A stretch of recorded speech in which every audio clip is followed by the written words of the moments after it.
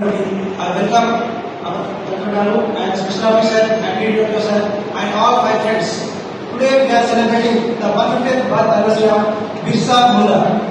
He is from Jharkhand. Today we are celebrating the 150th birth anniversary.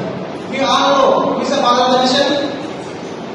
Father of the nation, Mahatma Gandhi. Father of the